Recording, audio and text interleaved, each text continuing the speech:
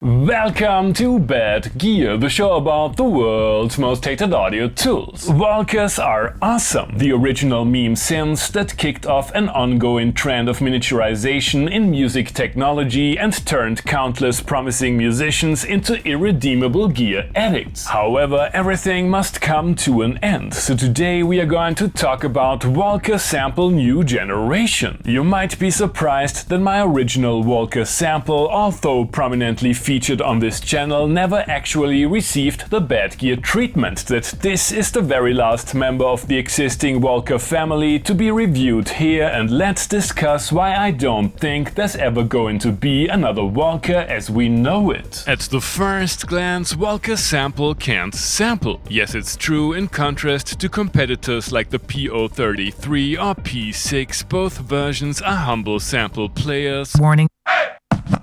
Say what?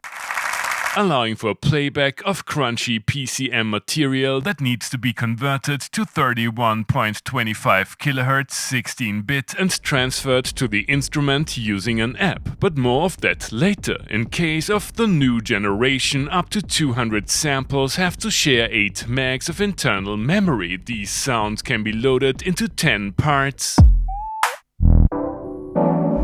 optimized for drum samples And classic sample. Sound design. Number 9 and 10 are part of a choke group. There is no chromatic mode, but quite a few workarounds for playing melodic motifs, like mapping the same sample to multiple parts or electron-style parameter logs. A steady hand and small fingers let you access a respectable range of sample manipulation facilities, sound selection, pitch, What? start-stop points and basic envelopes for pitch and amplitude are complemented by a non-resonant low-pass filter, pan, and rudimentary looping, which is more fun than expected. Sample slots can be sent to an eccentric sounding reverb with an all-wet setting, and analog isolator is a nice buzzword for a DJ-style kill EQ.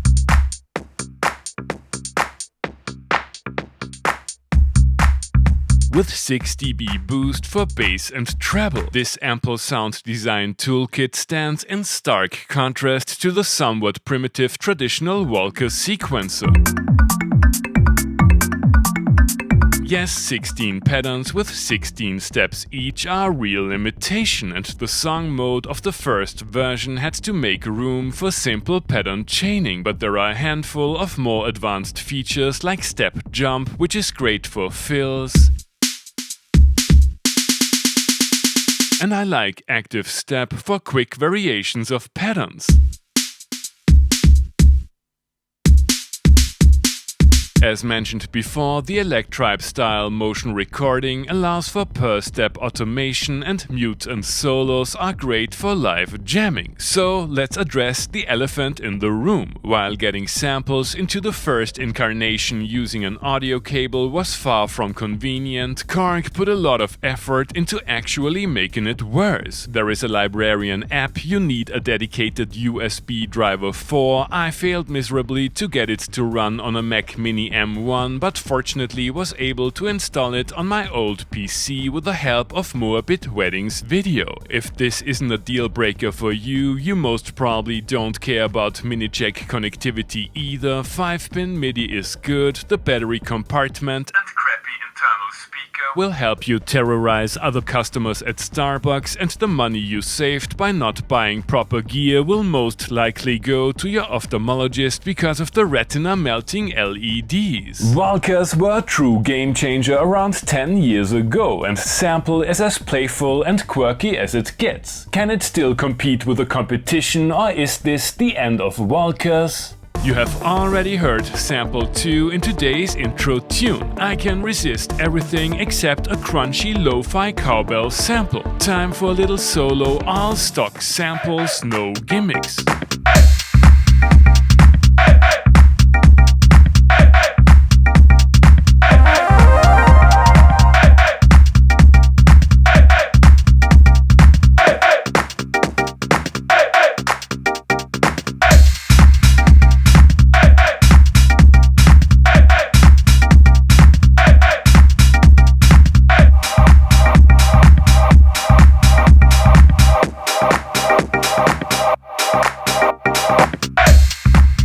Nice, the sequencer, albeit a little short, is groovy as hell, and I enjoy the distinct lo-fi touch, which works great in genres like this. I would buy an analog Isolator standalone unit. This little finger exercise used up an unhealthy proportion of the instrument's pattern slots. Let's load up a classic breakbeat and team it up with its golden sibling.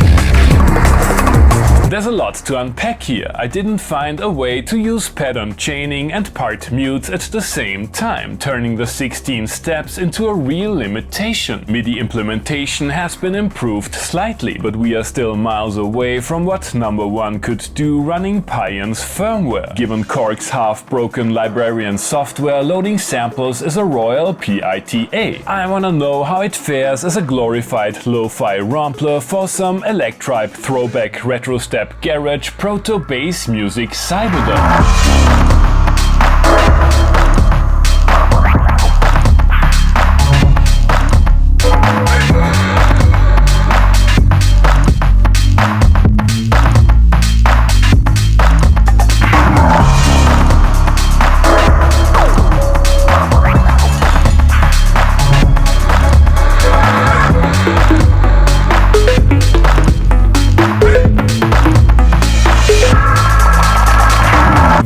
Without instruments like Volca Sample, the music tech landscape wouldn't be the same. Sure, devices like Yamaha's SU10 have paved the way, but it was Korg that brought this form factor to the masses. However, since the release of the first 3 Volcas in 2013, the competition has become tougher. Teenage engineering added irresistible hipster pizzazz to the success formula, Behringer divided the synth nation with mind-boggling value for money, and Roland decided to release some of their best synths in decades in this rear-end friendly design. I don't think that Korg would be able to compete with these next-level instruments if they stuck to the iconic design, but in this case, putting old technology into a more advanced enclosure might actually work. Thanks for watching and see you next time!